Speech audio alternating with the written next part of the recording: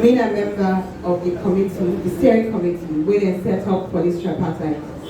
But before we talk about how this steering committee operates, the first thing we need to understand, now say the process we start all of these tripartites, now process were initiated by the APC. If we not be say, we the elected officials, not go work, tripartite not be forbidden. So that because of APC, now make tripartite be.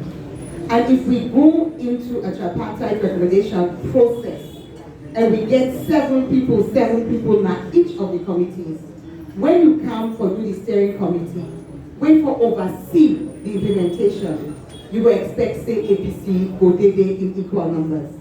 But not to so it be. Then do a committee of 20 people, of which they put 3 representatives of the APC. And in fact, they're not saying we are representatives of the APC. They say they want the mayor of Freetown as one of the 2 biggest cities.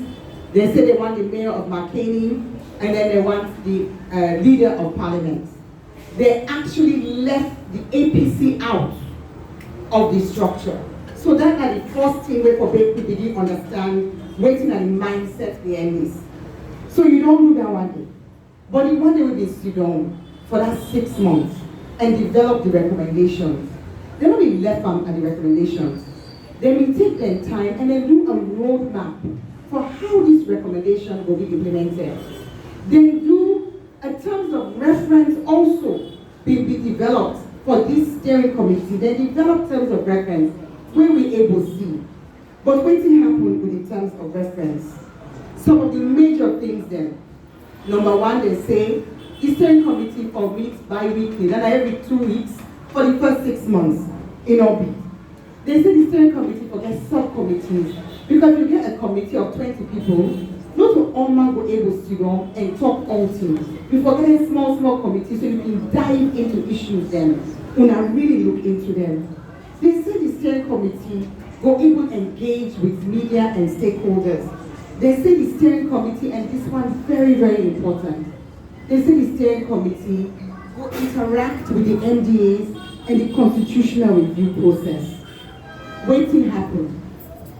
Even the own membership of the steering committee not come to my knowledge until after the 3rd meeting.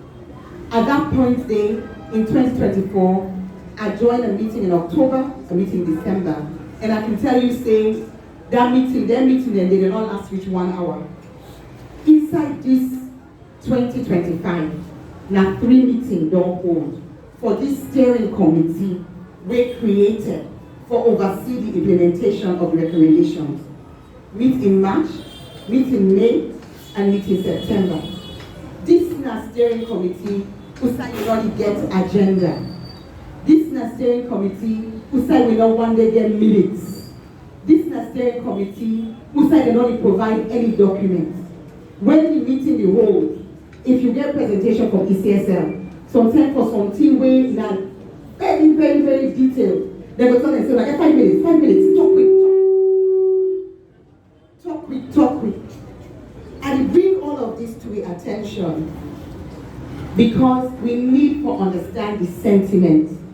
As the comrade Dr. Narano said, when posting on something work, you will see them. And the way how the steering committee operates, now strong message to be saying they don't want to let this thing work. The steering committee, they in name only. According to the TOR, the steering committee will be responsible for the recruitment of the secretariat. But now when they don't recruit Golo Kata as the coordinator, now we see in the post on social media. Now so we the committee members, they take no say, we don't get a coordinator. So with all of that, as PS Tunis said, I write a letter to the Chief Minister dated the 8th of August, and I raised their concerns there in a meeting in September. I don't raise just the concerns about the function of the committee. I raise the concerns saying, if the committee not function, important thing then go there, when people they lie no go there pan. one specific example, or in fact, two specific examples that we are raised. One, now with regards to the redistricting. I believe, say, everybody knows, say, as Freetown City Council, we don't really stand and challenge the logic and the appropriateness of dividing Freetown. But not for Freetown no more get redistricting. I believe, say, we all know, say, government don't talk about for create two new districts. One named Pangoma and one named Bangajuma. From the perspective of the steering committee and in functioning, why that's important? Because when you get chance for look the recommendations in detail, you will realize, say, one recommendation day, when a recommendation 53, we talk, say, first term, for them we not get no runoff.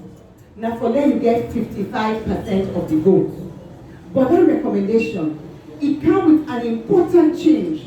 Where if you read waiting at the summary when the Ministry of Information put out, it's different to waiting there inside the recommendation. Waiting there inside the recommendation.